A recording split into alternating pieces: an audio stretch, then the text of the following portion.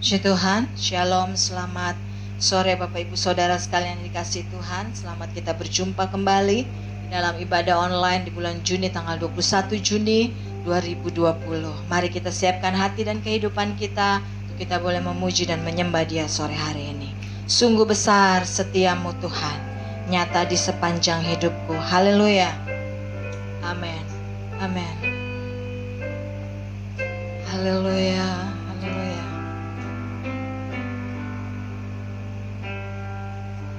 Sungguh besar setiamu, nyata di sepanjang hidupku, nyata di sepanjang hidupku.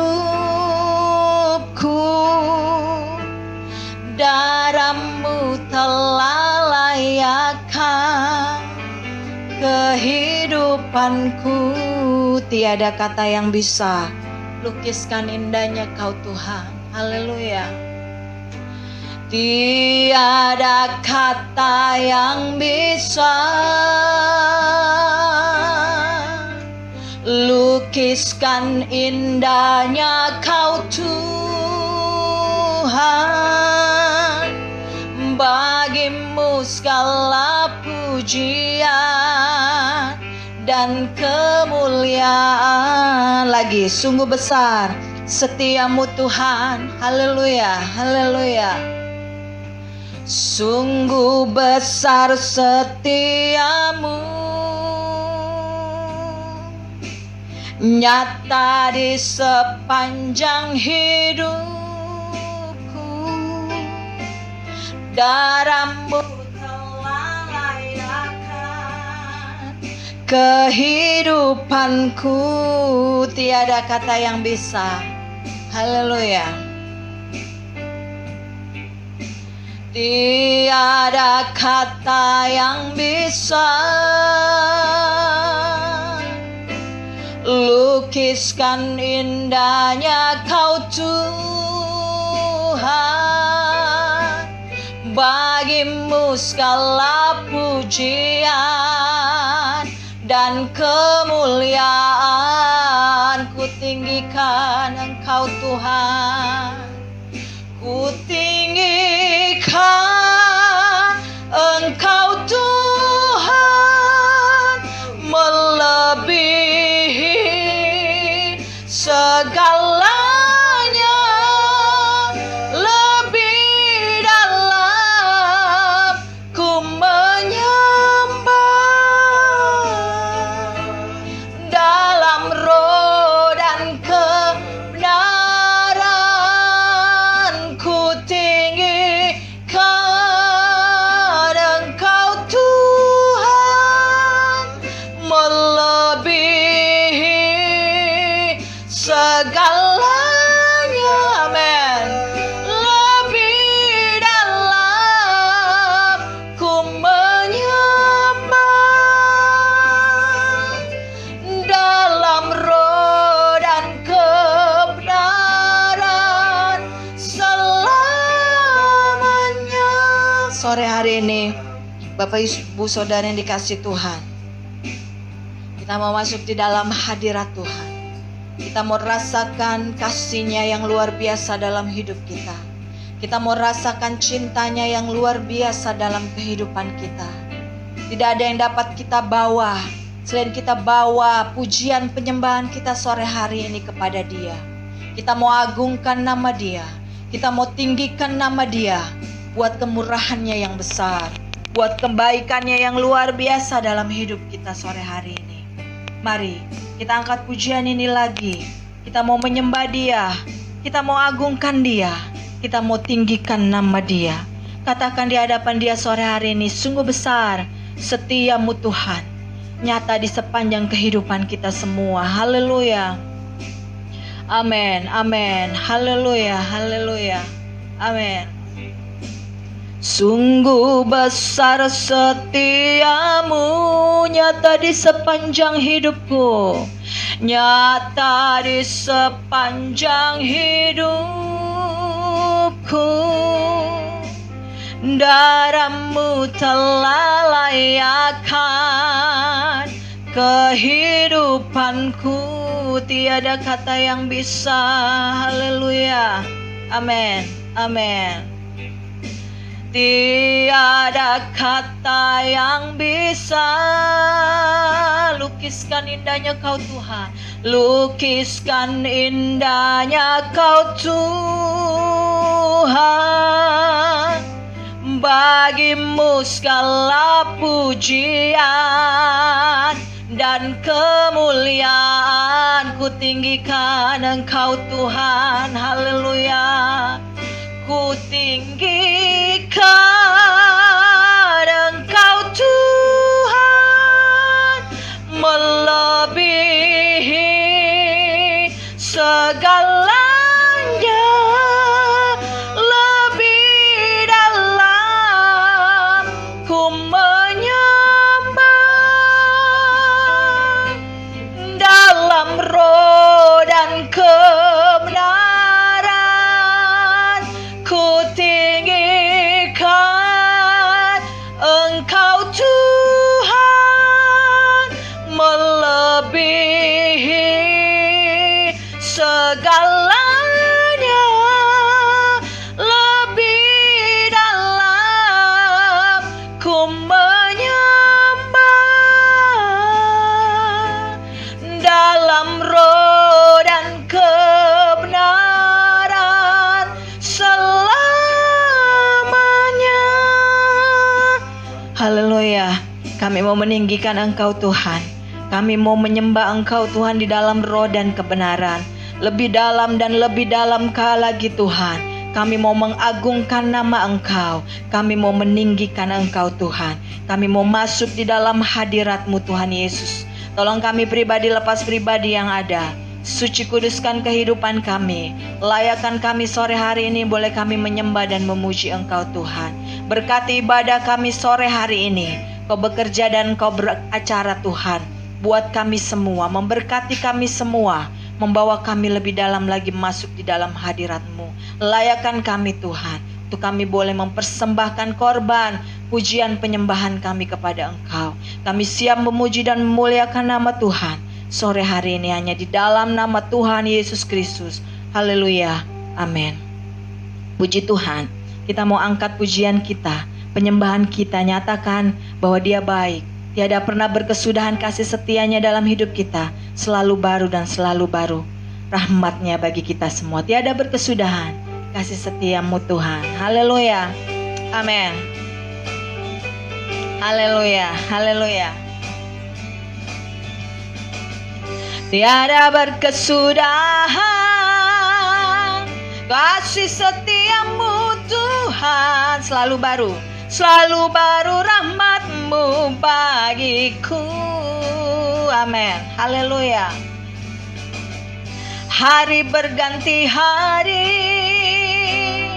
tetap kulihat kasih-Mu, tak pernah berakhir di hidupku lagi. Tiada berkesudahan kasih setia-Mu Tuhan.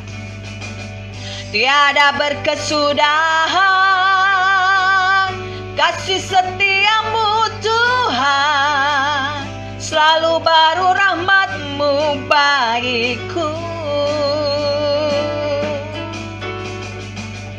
Hari berganti hari, tetap kulihat kasih-Mu, tak pernah berakhir di hidupku. Tuhan Yesus baik.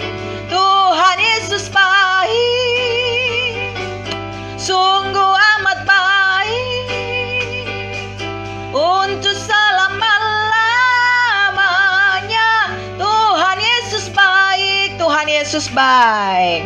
Tuhan Yesus baik. Haleluya. Sungguh amat baik. Untuk selama-lamanya. Tuhan Yesus baik. Haleluya. Dia tidak pernah meninggalkan kita dan kasih-Nya selalu baru dalam hidup kita. Kita sambung pujian kita dengan masuk gerbang-Nya bersyukur dengan penuh pujian. Haleluya. Amin. Amin. Mari kita tetap bersyukur pada Dia Allah yang luar biasa, Allah yang begitu mengasihi kita, Naikkan ucapan syukur kita hanya kepada Dia sore hari ini. Masuk gerbangnya bersyukur dengan penuh pujian. Haleluya. Amin. Amin. Haleluya.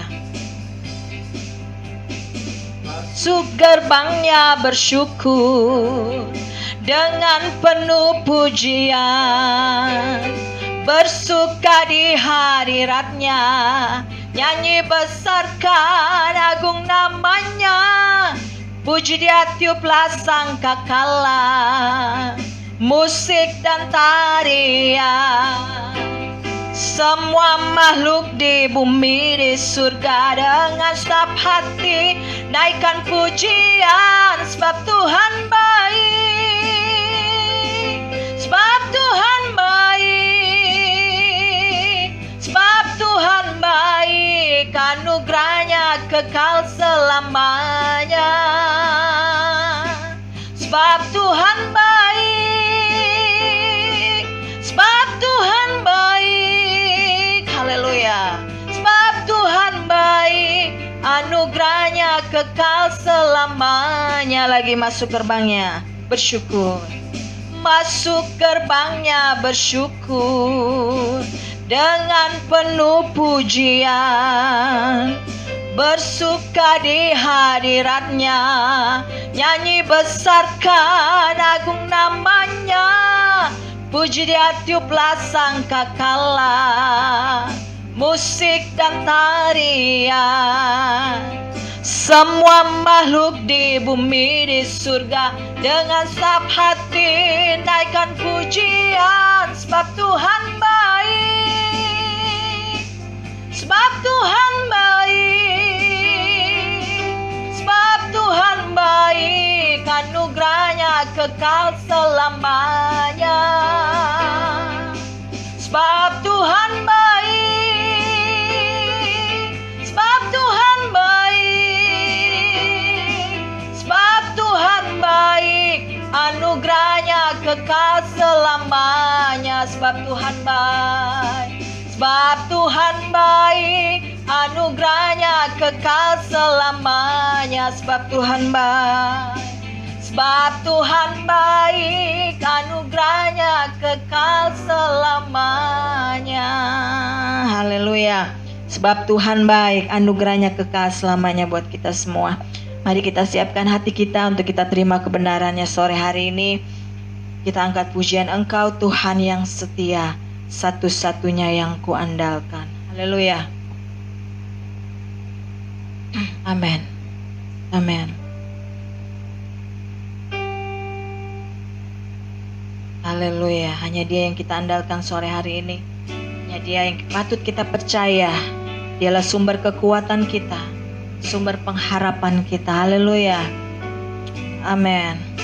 Amin. Haleluya.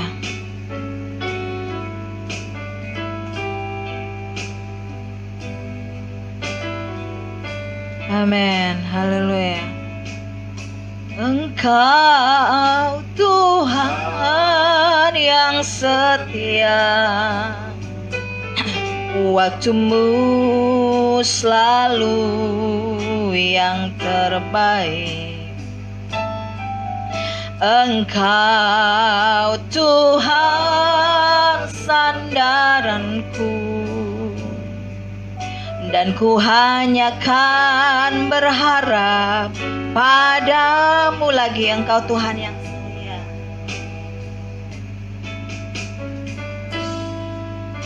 Engkau Tuhan yang setia, waktumu selalu yang terbaik. Engkau Tuhan sandaranku, dan ku hanya kan berharap padamu satu-satunya, satu-satunya yang ku andalkan, satu Satu-satunya yang ku percaya. Engkau sumber kekuatan, Engkau sumber kekuatan, sumber pengharapan, sumber kedamaian.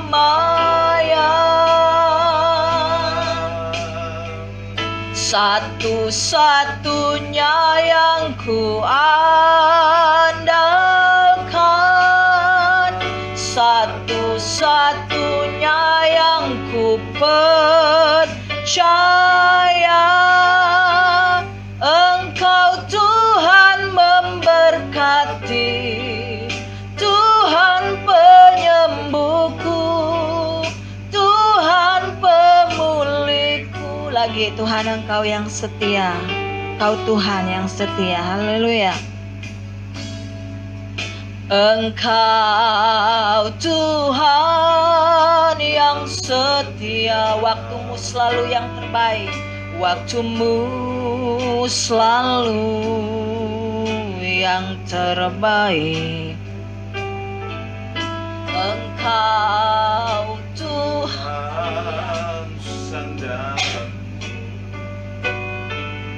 dan ku hanya kan berharap padamu.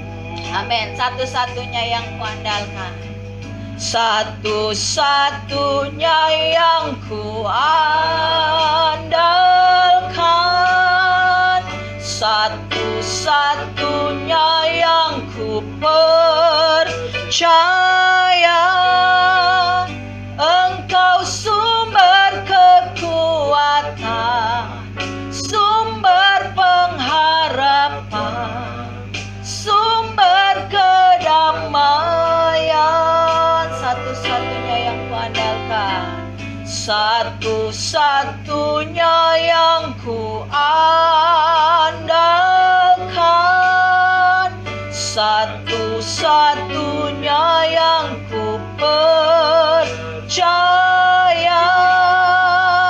Engkau Tuhan memberkati, Tuhan penyembuhku, Tuhan pemulihku. Satu-satunya yang ku andalkan, satu-satunya yang ku andalkan, satu-satunya yang ku percaya.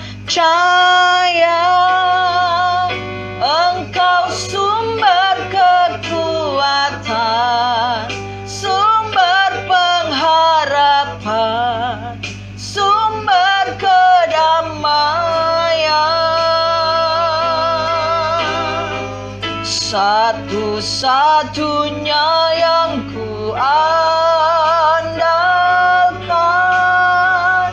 satu-satunya yang ku percaya.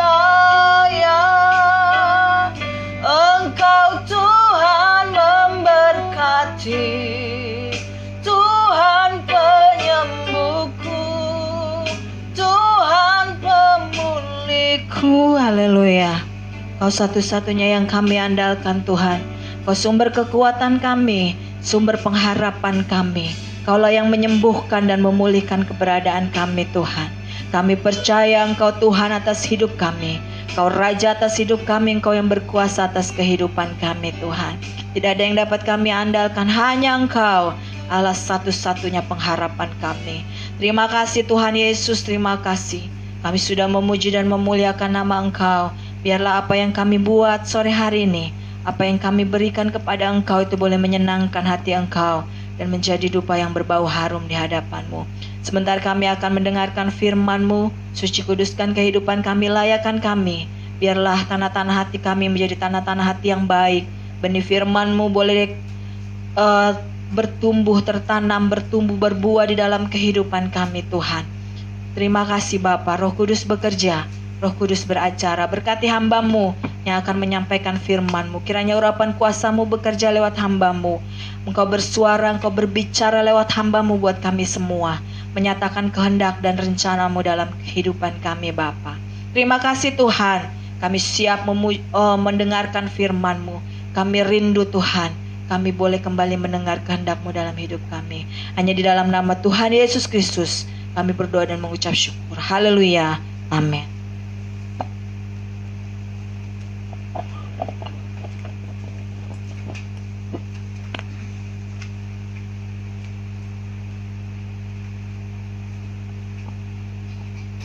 Puji Tuhan.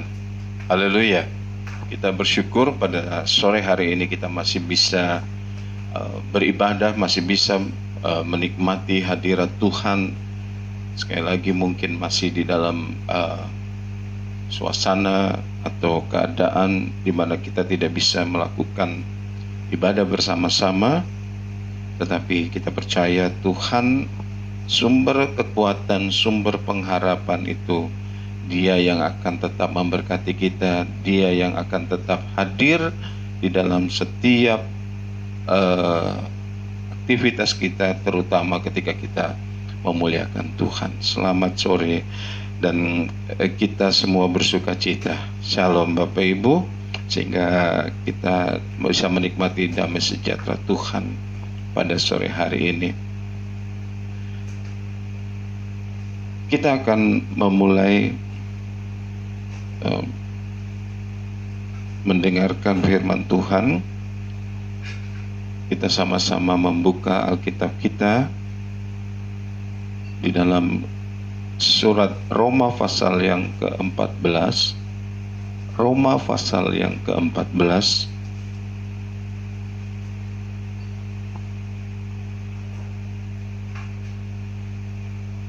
Pasal 14 ayat yang ke-17. Roma 14 ayat yang ke-17. Roma 14 ayat 17. Sebab kerajaan Allah bukanlah soal makanan dan minuman, tetapi soal kebenaran, damai sejahtera dan sukacita oleh Roh Kudus. Sekali lagi saya bacakan. Sebab kerajaan Allah bukanlah soal makanan dan minuman, tetapi soal kebenaran, damai sejahtera dan sukacita oleh Roh Kudus. Puji Tuhan. Bapak Ibu Saudara yang dikasihi Tuhan, kita hidup sebagai orang percaya, kita hidup sebagai umat Allah, ya.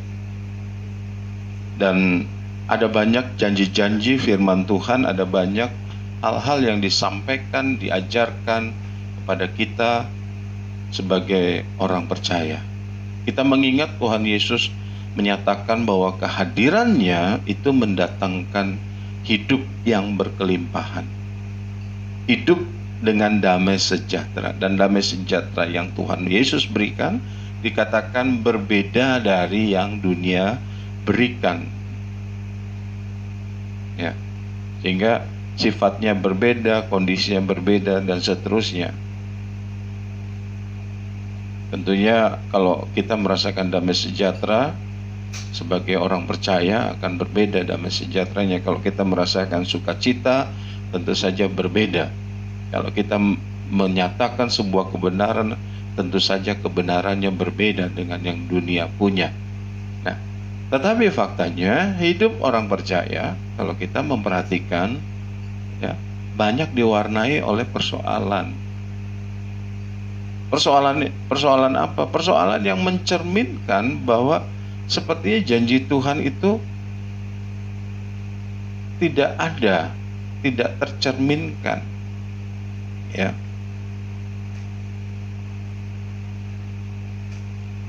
Hidup rumah tangga, hidup pribadi, bahkan hidup sesama orang percaya, kita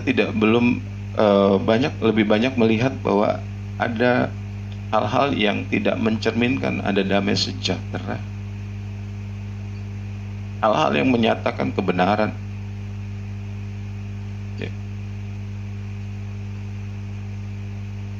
Sulit rasanya bagi kita, apalagi di hari-hari terakhir yang Tuhan katakan hari-hari terakhir ini, ya, sulit bagi kita untuk menemukan sebuah bentuk kedamaian, bentuk damai sejahtera yang bisa kita rasakan di antara orang-orang percaya. Singkatnya, gaya hidup orang percaya dengan gaya hidup orang yang tidak percaya kepada Tuhan Yesus lebih kurang bisa dikatakan sama. Ya, kalau baik sama-sama baik, ya baik. Kalau kurang menyukakan hati, ya mungkin akan berbeda sikapnya. Ya, bahwa kita tidak saling mendukung satu sama lain supaya hidupnya semakin benar di hadapan Tuhan, supaya hidupnya semakin diberkati, semakin ada di dalam kelimpahan, itu sulit sekali untuk kita temukan. Sampai-sampai ada ungkapan yang sering kita dengar bahwa ya kita belum hidup di surga. Jadi maksudnya hidup yang dikatakan oleh firman Tuhan yang baik itu ya nanti di surga. Ya. Padahal Tuhan Yesus katakan bahwa Dia datang, Dia memberikan hidup yang berkelimpahan. Dan ketika Tuhan Yesus menyatakan karyanya, menyatakan mukjizatnya, Dia katakan bahwa kerajaan Allah sudah datang. Ya. Nah, apa yang menjadi persoalannya? Apa yang menjadi sebab kok tidak sinkron, kok tidak sama ya antara janji Tuhan Yesus dengan fakta kehidupan kita? Di mana letak kesalahannya? Apakah cara pandang dari orang benar, orang percaya yang salah, yang keliru? Atau bagaimana menerapkan pemahamannya yang kurang tepat? Ya, tentunya kalau kita berbicara kembali kepada ayat yang kita baca tadi, sebab kerajaan Allah dan kita semua dikatakan adalah anggota kerajaan Allah. Ya, harusnya kita memiliki atau kita terbiasa dengan kebenaran, dengan damai sejahtera, dengan sukacita, yang semua itu dikerjakan oleh Roh Kudus. Kita semua adalah orang-orang yang sudah terima Roh Kudus. Ya, idealnya seperti itu. Nah,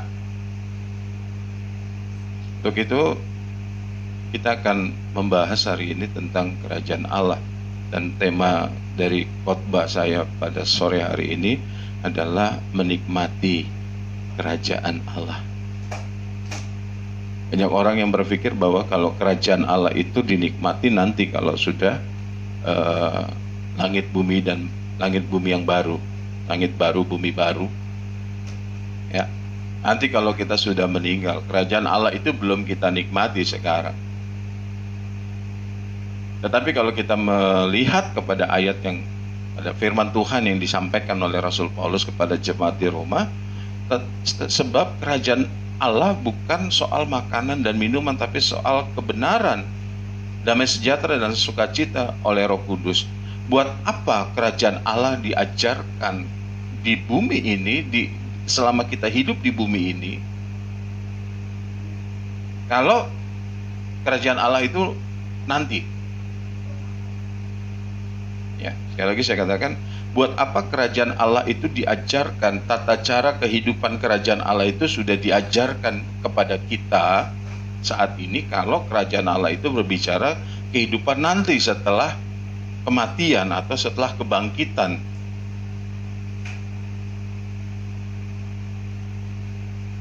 Toh kalau nanti orang-orang masuk ke dalam surga, masuk ke dalam kekekalan, tentunya adalah orang-orang yang punya hidup yang sudah benar. Jadi nggak usah diajarkan lagi, mereka di sana sudah, kita di sana semua sudah orang-orang baik, sudah orang-orang benar. Tidak perlu lagi diajarkan tentang kerajaan Allah.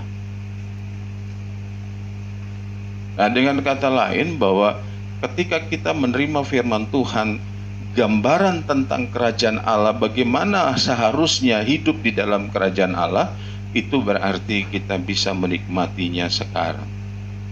Amin, Bapak Ibu. Ya. Sebab itu kita juga bisa menikmati kebenaran, kita bisa menikmati damai sejahtera, kita bisa menikmati sukacita yang dikerjakan oleh Roh Kudus sekarang.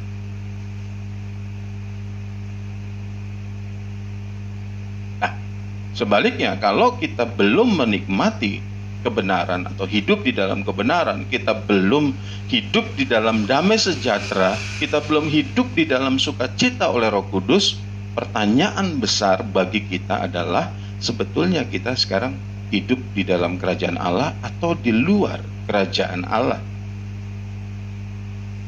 Kita harus jujur kepada diri kita sendiri. Ya, mungkin kita berkata bahwa saya sudah dari lahir jadi orang Kristen.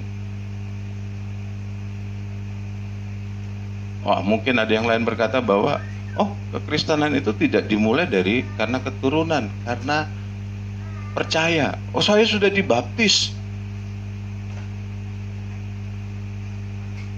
Kapan kita dibaptis? Oh, sudah lama. Ada mungkin yang berkata bahwa saya sudah pelayanan, saya sudah hamba Tuhan. Ada juga yang mungkin berkata saya sudah dipenuhkan oleh Roh Kudus. Tetapi dalam kenyataan hidupnya, ya, kalau berbicara soal kebenaran, kalau berbicara damai sejahtera, kalau berbicara tentang sukacita, nol. Ya, nol. Kalau bicara soal kebenaran, kita maunya paling benar. Itu bukan dikerjakan Roh Kudus. Bicara damai sejahtera, kita cuma merasa, kita cuma mengukur ke damai sejahtera itu berdasarkan perasaan kita. Tidak. Damai sejahtera yang dikerjakan oleh Roh Kudus berbeda dengan yang dari dunia.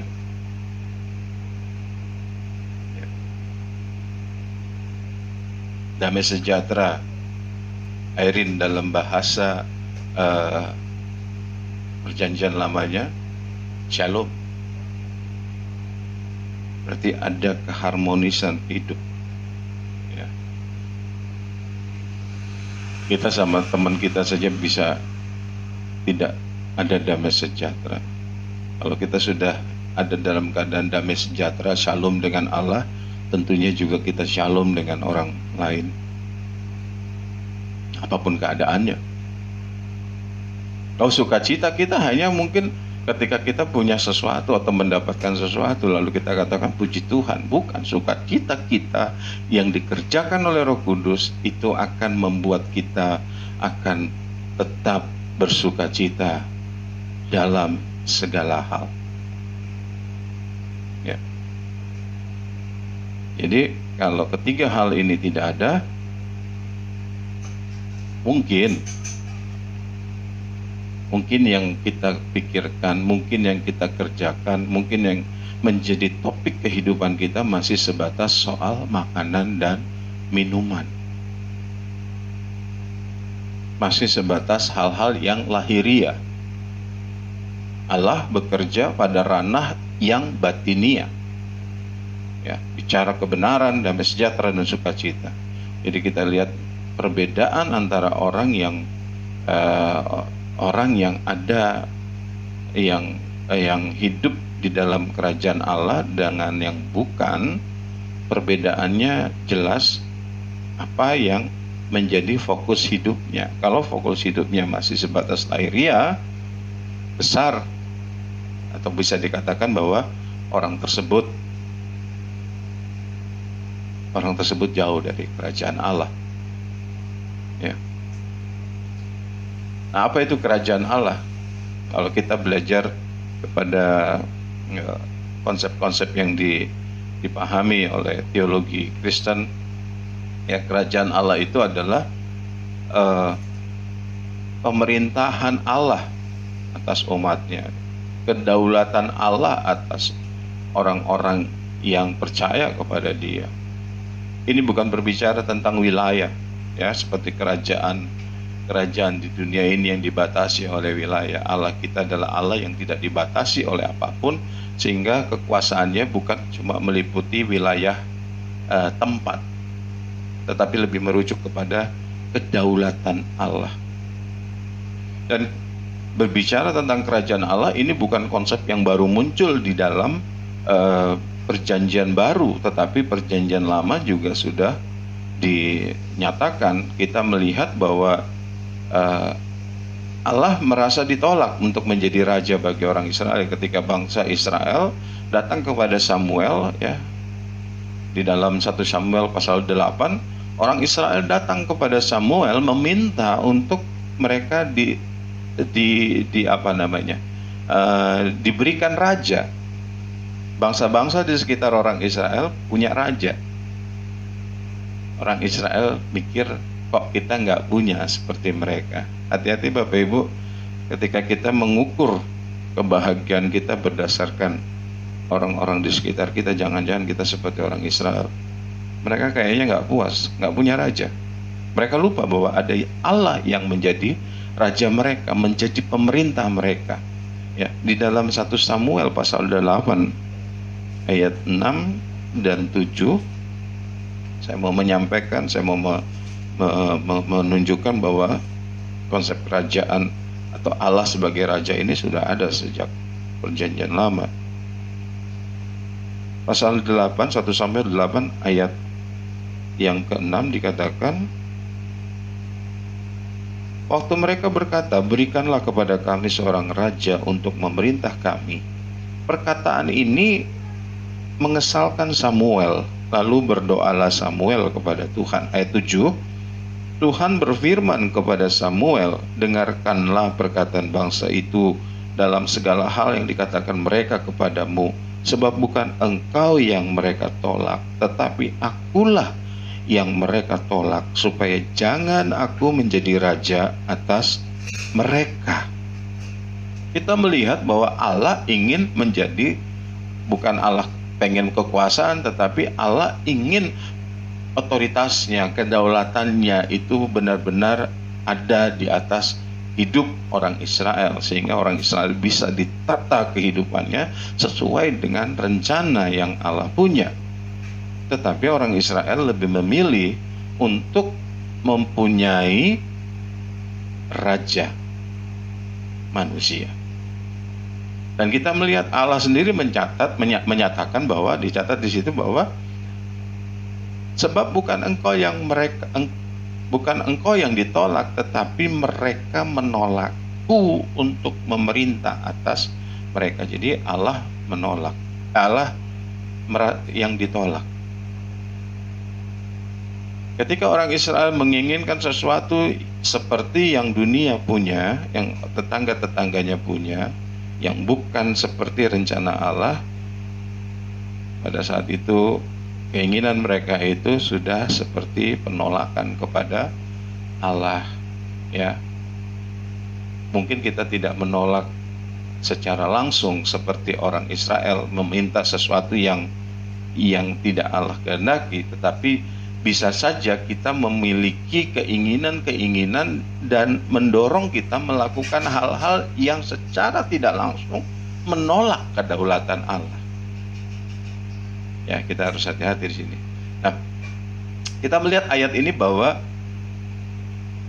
Allah menjadi raja, berdaulat memerintah, itu bukan hanya ketika Perjanjian Baru, tetapi dari Perjanjian Lama juga sudah dinyatakan. Jadi kerajaan Allah ini pertama-tama bukanlah konsep yang dimiliki oleh orang Kristen, tetapi konsep ini sudah dipahami oleh orang-orang Israel. Kenapa? Karena konsep ini Allah yang memperkenalkan. Ya.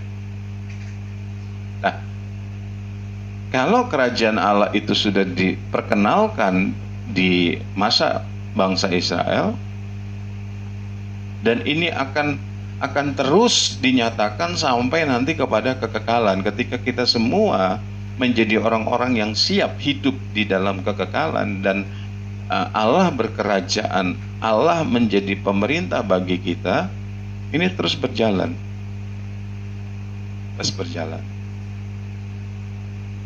Bagi orang-orang yang mengakui otoritas Allah, kedaulatan Allah, maka seyogyanya, sepatutnya menata hidupnya, menyesuaikan hidupnya sesuai dengan kedaulatan Allah. Ya. Kita tidak bisa berkata bahwa saya ini adalah orang orang percaya, saya ini adalah warga kerajaan sorga, hanya karena kita sudah berkata, saya sudah percaya kepada Tuhan, saya sudah dibaptis, saya sudah dipenuhkan Roh Kudus. Tetapi kita akan bisa lihat ya, implikasi dari iman seseorang bukan dinyatakan lewat pernyataan-pernyataan, status-status, statement-statement apapun, tetapi itu akan terlihat dari pola, dari gaya hidupnya, dari apa yang dia nikmati, dari apa yang dia alami di dalam hidupnya. Kalau hal-hal di dalam kerajaan Allah itu sudah kita nikmati dari sekarang, besar kemungkinan, saya katakan besar karena masih ada kemungkinan untuk kita fail, ya. Rasul Paulus katakan, aku melatih tubuhku sedemikian rupa supaya aku sendiri tidak ditolak. Berarti ada kemungkinan kita fail, besar kemungkinan. Dan kalau ini terus kita jaga terus menerus, maka kita akan bisa memastikan bahwa nanti kita akan ada di dalam kerajaan Allah yang di mana Allah benar-benar memerintah secara langsung di dalam kekekalan. Ya. Kita melihat bahwa kerajaan Allah itu dari ayat yang kita baca tadi, kita melihat bahwa ada dua pertentangan yang terjadi di dalam diri kita. Ya, kerajaan Allah bukan soal makan dan minuman, ini bicara tentang hal-hal yang lahiriah. Tetapi soal kebenaran, damai sejahtera, dan sukacita, ini bicara tentang batinia. Jadi kalau kita mau berpikir kita mau ada di dalam kerajaan Allah dan kita betul-betul mau menikmati semua janji Allah sampai kepada finalnya, sehingga kita bisa berkata bahwa aku telah mengakhiri pertandinganku dengan baik. Ya, banyak orang mengatakan aku telah mengakhiri pertandinganku dengan baik. Entah pertandingan apa yang dilakukan. Pertandingan kita akan selesai kalau kita memang betul-betul akan terima mahkota kebenaran.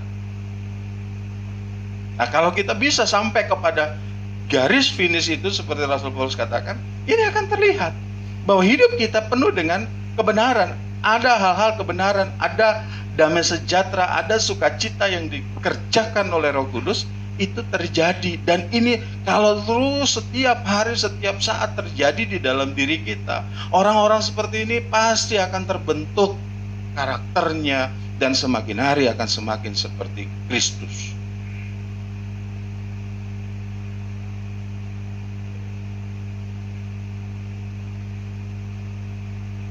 Kita sering sekali berkata, Tuhan ubah hidupku, bentuk hidupku, tetapi kita cuma sebatas berdoa. Tidak, Bapak Ibu.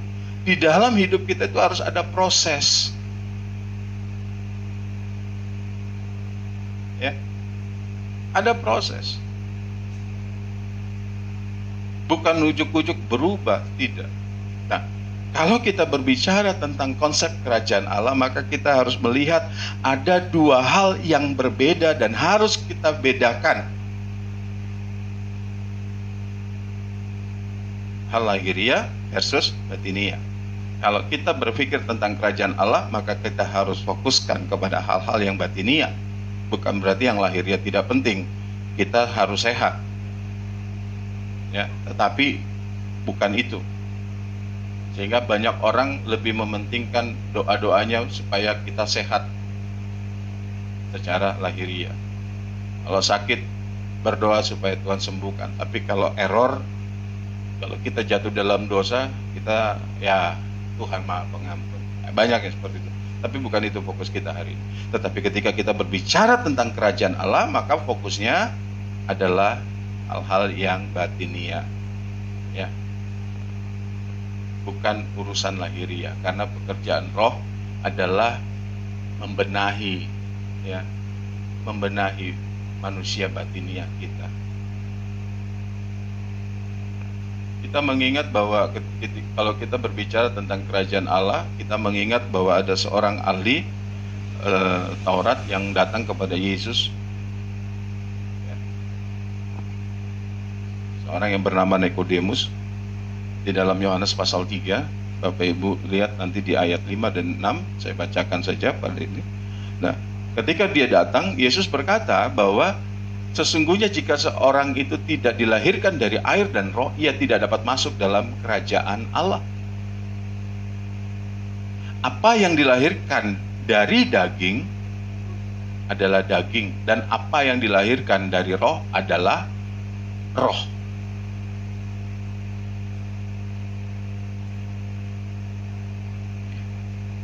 Apa yang dilahirkan oleh daging adalah daging. Apa yang dilahirkan roh adalah roh. Ini sangat cocok sekali bahwa kalau kita mau masuk ke dalam kerajaan Allah, kalau kita mau menikmati hidup Allah, kerajaan Allah, maka syaratnya adalah bahwa kita haruslah dilahirkan dari roh. Harus dilahirkan dari roh.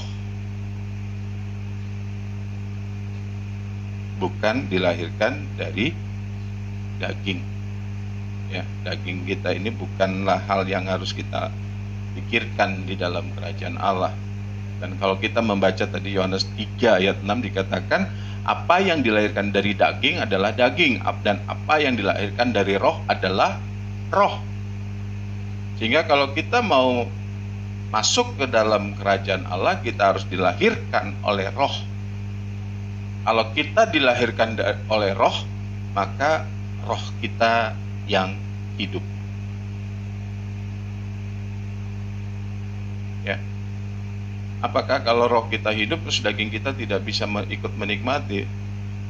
Hidup manusia itu, ya, kita mengenal yang namanya trikotomi, ya, roh, jiwa, tubuh. Inilah yang kita pahami.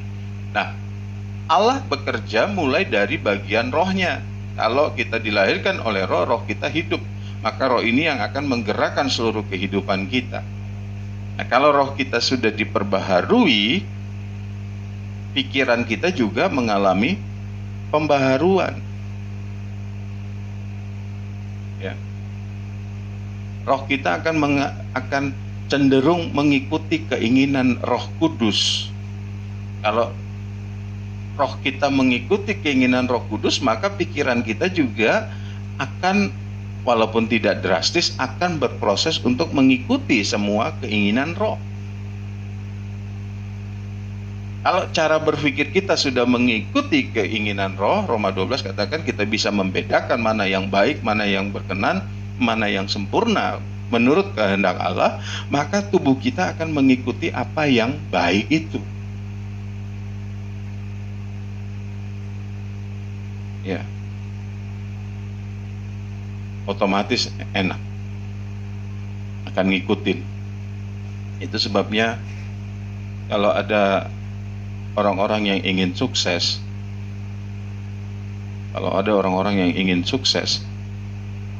lalu berpikir bahwa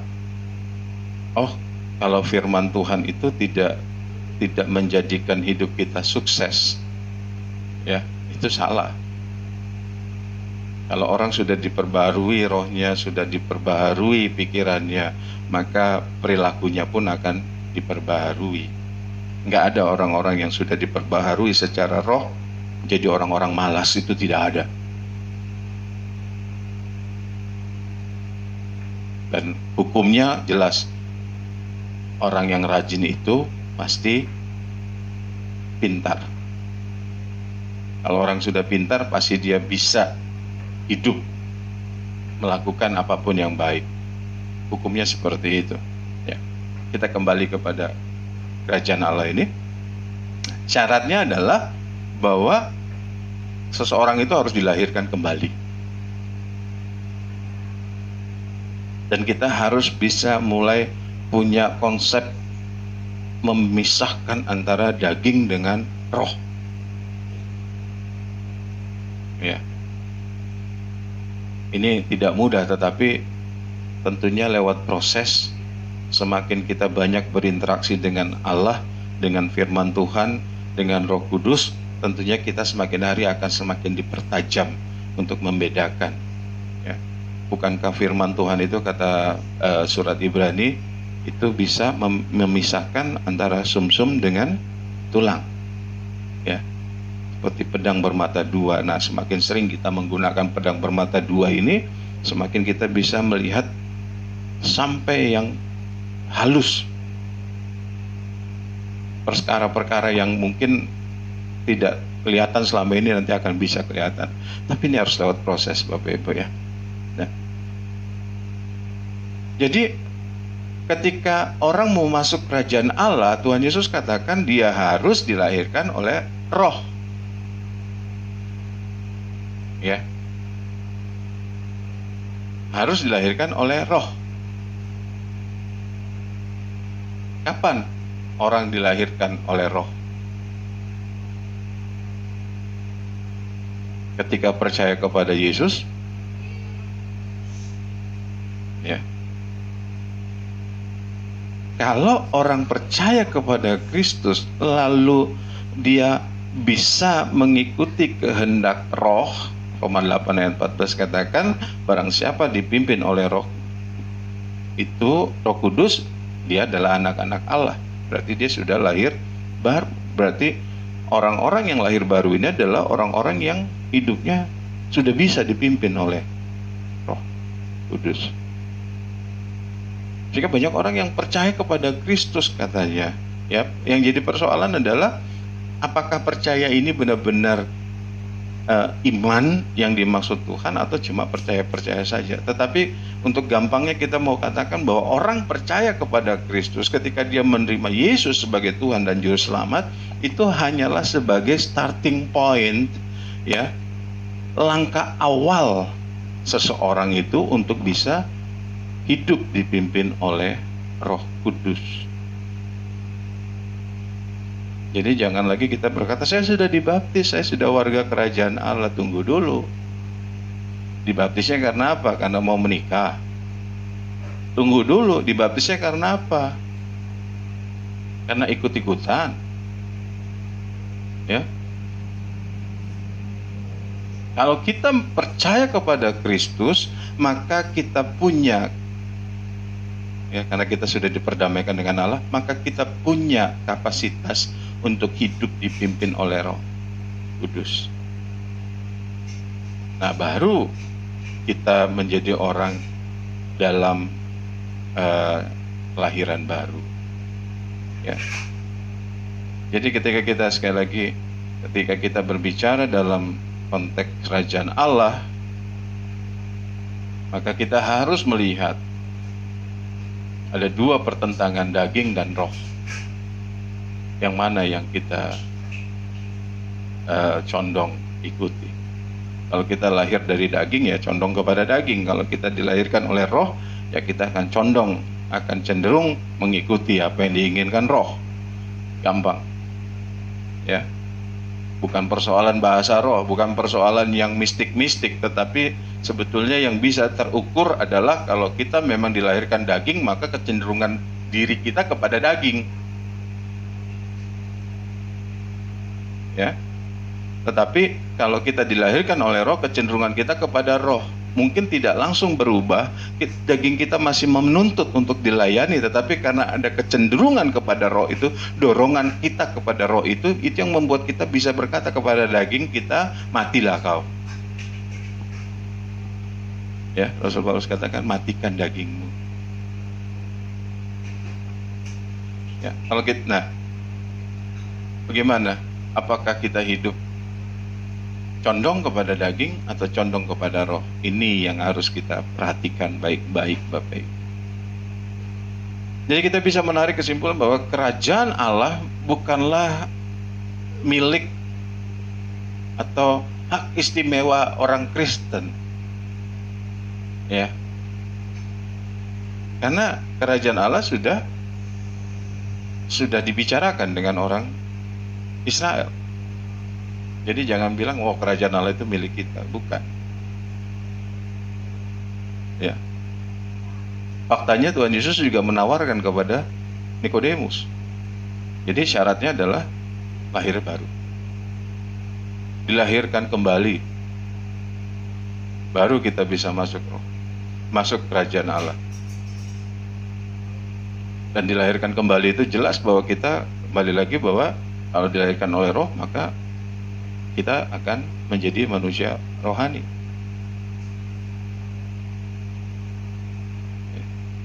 Dan percaya kepada anak Allah itu bukan sebagai wah, saya sudah percaya, saya sudah dibaptis, saya jadi warga kerajaan Allah. Bukan begitu. Tetapi percaya kepada anak Allah itu menjadikan seseorang siap untuk dilahirkan oleh roh, dilahirkan kembali oleh roh. Ya, ayo kita luruskan kembali cara berpikir kita. Ya.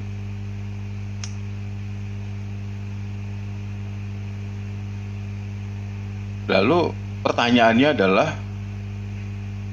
kalau kayak begitu, banyak kan orang-orang yang sudah pinter firman Tuhan, jadi teolog, jadi pendeta, pengkhotbah, atau mungkin jemaat, tetapi juga jemaat yang pandai, yang pintar dalam firman Tuhan.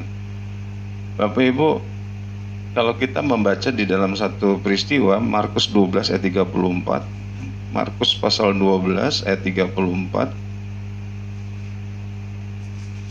ada peristiwa yang menarik. Markus 12 ayat 34 dikatakan, Yesus melihat bagaimana bijaksananya jawab orang itu, dan ia berkata kepadanya, engkau tidak jauh dari kerajaan Allah. Dan seorang pun tidak berani lagi menanyakan sesuatu kepada Yesus. Siapa orang itu? Adalah orang ahli Taurat yang menyatakan, kalau kita baca di ayat 32 dikatakan, dia lalu kata ahli Taurat itu kepada Yesus, tepat sekali guru, benar katamu itu bahwa ia Esa, dan memang bahwa tidak ada yang lain kecuali dia. Memang mengasihi dia dengan segenap hati dan dengan segenap pengertian dan segenap kekuatan juga, dan juga mengasihi sesama manusia seperti diri sendiri adalah jauh lebih utama daripada semua korban bakaran dan korban sembelihan. Tuhan Yesus memuji orang ini, kebijaksanaannya, ya, pemahamannya tentang firman Tuhan luar biasa. Tetapi bagian bawahnya dia katakan, engkau tidak jauh dari kerajaan Allah. Tuhan Yesus tidak katakan engkau sudah di kerajaan Allah. Engkau tidak jauh dari kerajaan Allah. Kepada Nikodemus Tuhan katakan, jika seseorang tidak dilahirkan oleh roh, tidak dilahirkan kembali, dia tidak bisa melihat. Ayat 3, ya, Yohanes 3 ayat 3. Di ayat kelima dia tidak bisa masuk. Nah, jadi sepintar apapun, sepaham apapun orang mengenai pengetahuannya tentang firman Tuhan, sehebat apapun yang dia kerjakan di dalam pengetahuan firman Tuhannya, tetapi dia tidak dilahirkan kembali, maka cukup kata Tuhan Yesus, engkau tidak jauh dari kerajaan Allah. Ya, engkau tidak jauh dari kerajaan Allah. Ada satu hal, fakta yang menarik, ya, bahwa banyak anak-anak yang tinggal di daerah Jakarta ini belum pernah naik ke Monas. Tinggal di mana? Di Jakarta. Pernah ke Monas? Pernah lewat saja. Tapi kalau anak-anak yang dari daerah lagi liburan ke Jakarta, pergi ke Monas, ya, pergi ke Monas, atau ke Ancol, atau ke Taman Mini. Tapi banyak anak-anak yang tinggal di dekat Jakarta, di dekat Taman Mini, mungkin tidak pernah ke Taman Mini, atau, ya, dia tidak jauh dari Monas, dia tidak jauh dari Taman Mini, dia tidak jauh dari Ragunan, tapi tidak pernah ke sana. Ahli Taurat ini sangat bijaksana. Tuhan Yesus mengakui kebijaksanaannya, pengetahuannya tentang firman Tuhan, tetapi Tuhan katakan, engkau tidak jauh dari kerajaan Allah, belum masuk.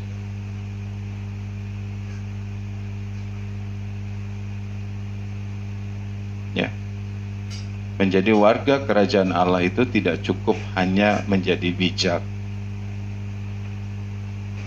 harus dilahirkan kembali. Harus dilahirkan oleh Roh. Ya. Ketika kita berbicara tentang dilahirkan oleh Roh, maka kecenderungan kita kepada Roh Kudus, bukan kepada daging.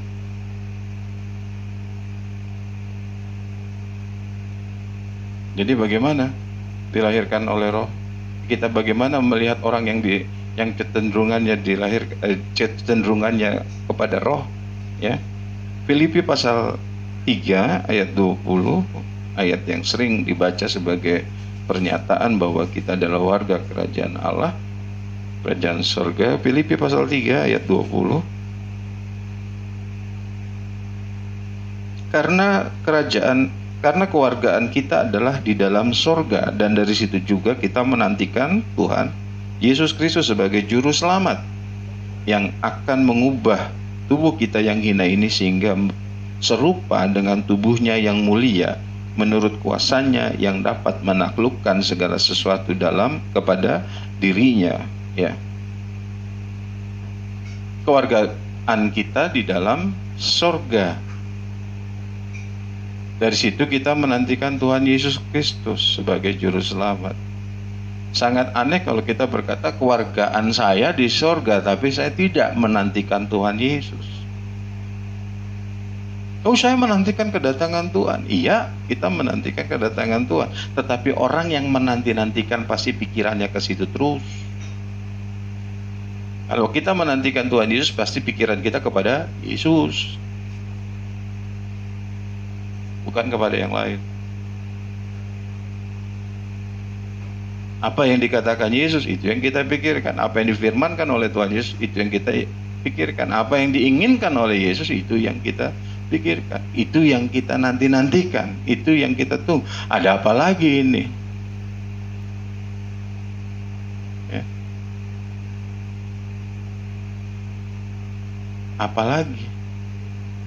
Saya kasih contoh, misalnya kita setiap kali bangun tidur, mungkin ya Bapak Ibu, apalagi sekarang di zaman kita banyak di rumah, bangun tidur kita buka handphone, kita buka WhatsApp atau Telegram. Sekarang ada Telegram, ya. Segitu banyak berita yang masuk, ada grup, ada pribadi, ya. Maka mata kita akan mencari grup atau pesan-pesan pribadi sesuai dengan yang kita harapkan. Nanti setelah itu baru lihat yang lain. Yang pertama-tama kita lihat grup kerjaan barangkali, grup keluarga barangkali, yang memang kita tunggu-tunggu. Tapi ada grup keluarga, setiap hari isinya cuma selamat pagi, selamat siang, selamat ulang tahun. Ya udah, kita lewatin. Tetapi hal yang kita anggap penting itu yang langsung kita lihat. Kalau Tuhan Yesus itu menjadi hal yang penting bagi kita, maka berita apa dari Dia, pesan apa dari Dia, sesuatu yang memang dari Dia itu pasti akan kita cari dulu. Kalau kewargaan kita adalah di dalam surga, kita menantikan Tuhan Yesus Kristus sebagai juru selamat. Apa sih yang Dia mau? Itu pasti kita akan nantikan. Ya, siapa Dia? Yang mengubah tubuh kita yang hina ini. Jadi kita punya kesadaran bahwa sekarang ini kita masih tinggal di dalam tubuh yang hina. Harapan kita adalah supaya tubuh hina kita ini diubah menjadi tubuh kemuliaan. Dan kita tahu Yesus memiliki tubuh kemuliaan setelah Dia memuaskan kehendak Allah.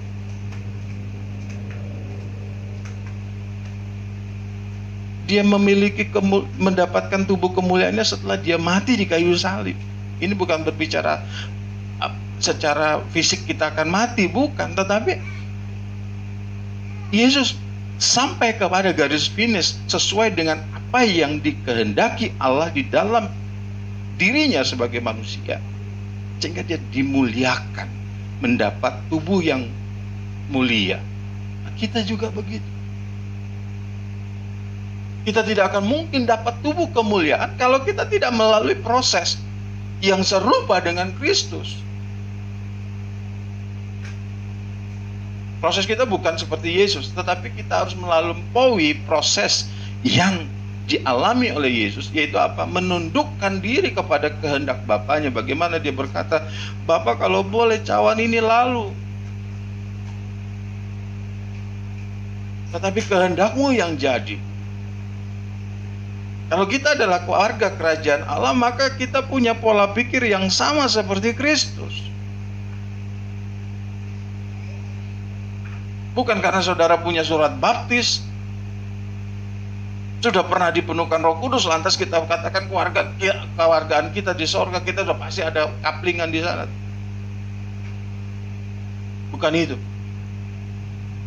Tetapi kewargaan kita di sorga itu akan mendorong kita untuk hidup sama seperti Kristus.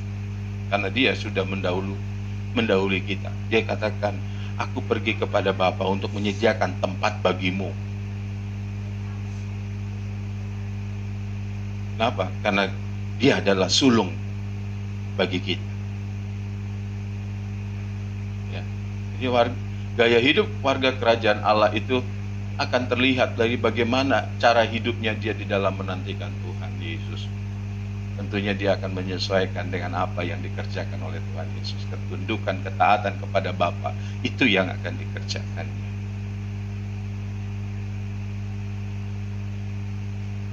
Kita membaca lagi ayat yang boleh dikatakan terakhir lah ya. Roma 8 ayat 13. Roma 8 ayat 13 dikatakan, sebab jika kamu hidup menurut daging, kamu akan mati. Tetapi jika oleh roh kamu menatikan perbuatan-perbuatan tubuhmu, kamu akan hidup. Ya. Jika kamu hidup menurut daging, kamu akan mati. Nah, kalau mati berarti nggak akan sampai kepada kekekalan. Bagaimana mungkin kita bisa katakan saya warga kerajaan sorga? Orang nggak bakalan nyampe ke kekekalan. Warga kerajaan sorga pasti nyampe kepada kekekalan. Tetapi jika oleh roh kamu mematikan perbuatan-perbuatan tubuhmu, Bapak Ibu, kita masih hidup di dalam daging kita, perbuatan tubuh kita masih condong membawa kita kepada kematian, kepada dosa. Ya. Banyak permintaan daging kita ini, kalau dilayani semuanya kita akan melawan Allah. Kita masih belum terlepas dari itu. Tetapi firman Tuhan katakan, tetapi jika oleh roh. Kenapa roh bisa? Kalau kita sudah dilahirkan kembali, kita mau turut kepada Roh Kudus. Dia mengajari kita, dia membawa kita kepada kebenaran. Dia mengatakan kepada kita untuk mematikan perbuatan-perbuatan tubuh. Karena kita sudah ada benih roh di sini, di hati kita, di hidup kita, maka kita akan ikuti. Semakin hari semakin banyak perbuatan-perbuatan daging kita yang kita matikan. Semakin hari kita akan semakin punya kepastian bahwa saya akan hidup sampai kepada kekekalan. Baru saya bisa bilang, kewargaan saya ada di sorga. Ya, kalau belum pasti-pasti masuk surga, jangan bilang kewargaan kita ada di surga.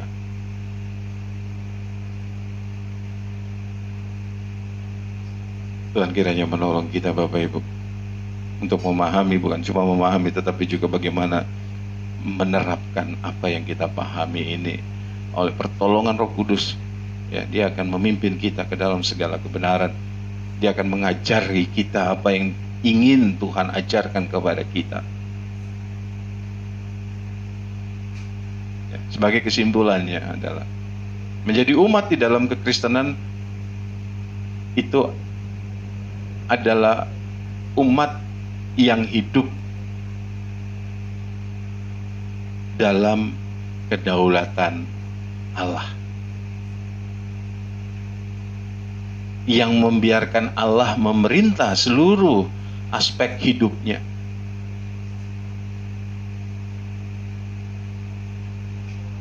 Hidupku bukan aku lagi, tapi Kristus ada di dalam. Kita tidak punya hak lagi atas kehidupan kita karena kita sudah dibeli dengan lunas. Kedaulatan Allah inilah yang kalau kita izinkan, Dia akan mendapat menata hidup kita supaya selaras dengan pola hidup yang Kristus miliki. Ya. Hidup kita ini kalau kita jalani sebagaimana mestinya dalam pimpinan Roh, kita akan menjadi mulia seperti Kristus, seperti janjinya.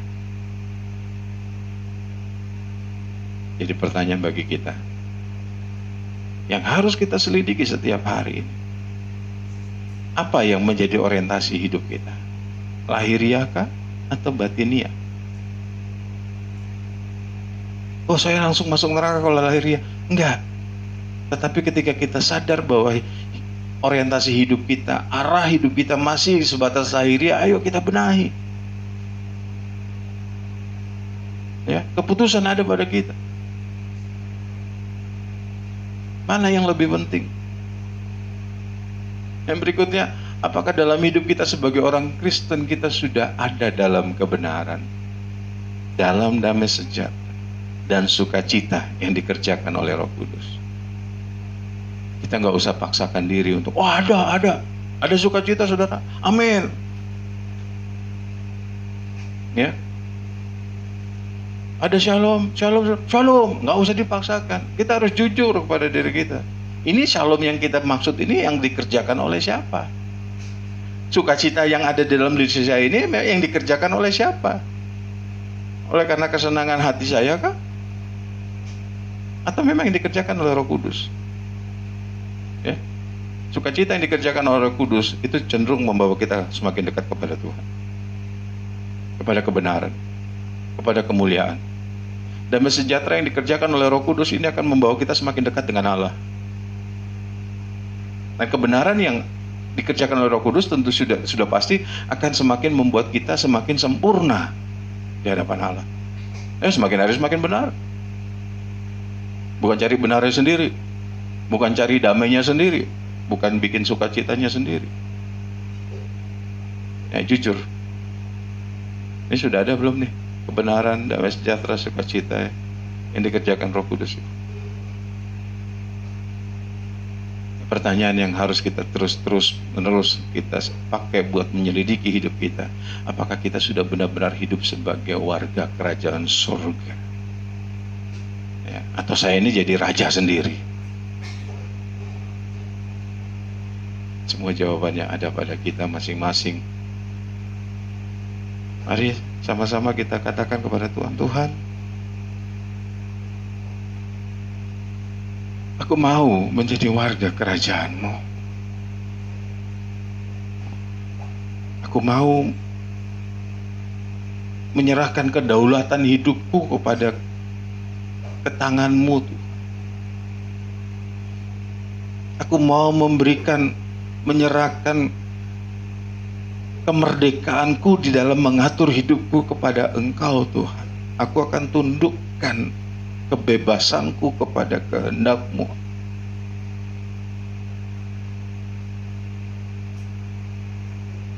Kita tahu ini akan menyakitkan daging kita, Bapak Ibu, tetapi kemuliaan yang Allah janjikan, bahkan apa yang akan kita rasakan dari mulai sekarang sampai kepada kekekalan, itu tidak akan dapat dinilai oleh apapun. Itu akan melebihi dari segala kesakitan kita.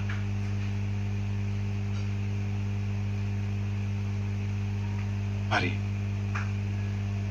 kita datang kepada Tuhan. Haleluya, haleluya, haleluya. Bapa yang baik, kami mengaku sebagai anak-Mu. Kami mengaku bahwa Engkau adalah Tuhan. Kami mengaku bahwa Engkau adalah Raja bagi kami, Bapa kami.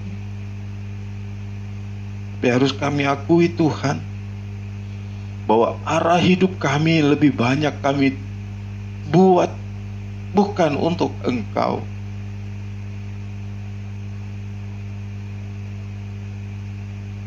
Itu sebabnya kami tidak bisa menikmati damai sejahtera, menikmati kebenaran, menikmati sukacita yang Tuhan kerjakan jika kami ada di dalam kerajaan-Mu. Itu sebabnya sulit bagi kami untuk bisa berdamai dengan saudara-saudara kami itu. Sulit bagi kami untuk bersukacita di dalam segala keadaan yang Tuhan berikan. Sulit bagi kami untuk kami bisa hidup di dalam kebenaran-Mu, Tuhan.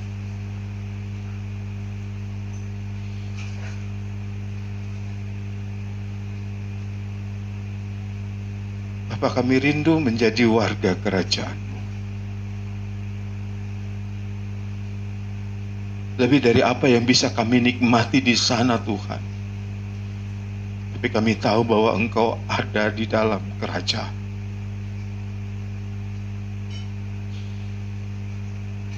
Bahwa Engkau ada memerintah di dalam kerajaan-Mu.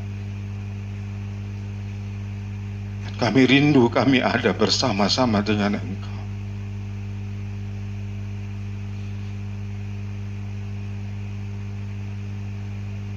Dari tempat ini, dari waktu ini, kami mau bersama-sama dengan Engkau. Sehingga kami semakin hari semakin memahami. Semakin hari kami semakin bisa melihat, mengerti bahwa Allah yang memimpin kami, mengarahkan hidup kami, membuat kami semakin serupa dengan Kristus, Putra-Mu yang tunggal. Terima kasih Bapa yang baik, buat kesabaran-Mu,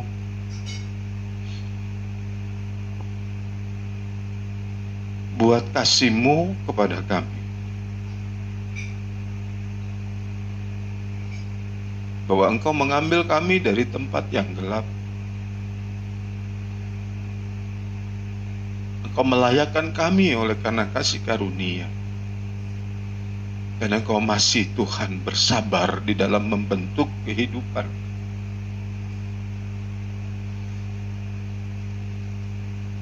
Biarlah kami semua menjadi anak-anak-Mu yang terkasih, yang tahu menyenangkan hati Bapa. Sehingga kami bisa menjalani hari-hari kami sebagai anak-anak yang membanggakan Tuhan. Terima kasih Bapa yang baik. Terima kasih. Dan kami percaya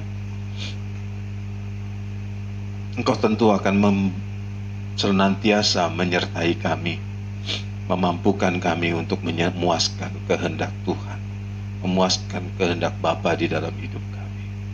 Terpujilah nama-Mu Tuhan, buat kebenaran, buat teguran, buat sapaan, buat pernyataan kasih-Mu kepada kami pada sore hari ini.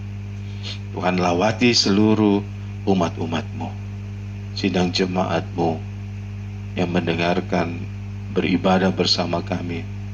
Tuhan, kami dipisahkan oleh ruang, tetapi kami percaya Tuhan ada di antara kami.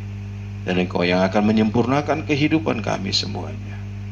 Tuhan, kiranya memberkati umat-umat-Mu, sidang jemaat yang ada, baik secara pribadi, kesehatan, kekuatan kehidupan mereka, baik rumah tangga, anak-anak, keluarga mereka semua. Tuhan, tutup bungkus di dalam kebenaran.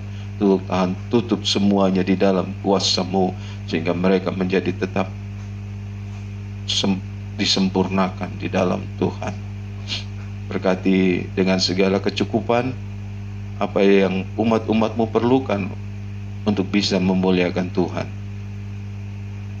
Tuhan Allah Jehovah Jireh, Allah yang akan memberikan kepada kami semua. Yang sakit Tuhan sembuhkan, yang berkesusahan Tuhan hiburkan, yang lemah Tuhan kuatkan.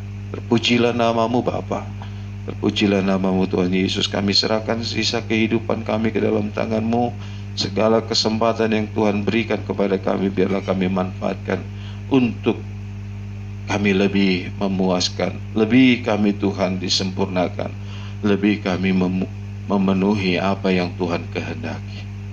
Kami serahkan kehidupan kami sepenuhnya ke dalam tangan Tuhan. Kami berharap secepatnya kami bisa beribadah bersama-sama dalam ibadah tatap muka langsung.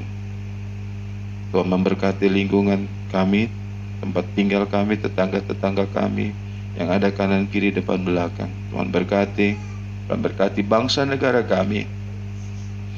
Segala apa yang dikerjakan untuk mendatangkan kebaikan bagi warga negara, bagi bangsa kami, Tuhan, kami harapkan pertolongan-Mu bagi pemimpin-pemimpin kami. Terpujilah nama-Mu Tuhan. Kami bersyukur kami masih boleh beribadah di dalam ibadah online pada sore hari ini.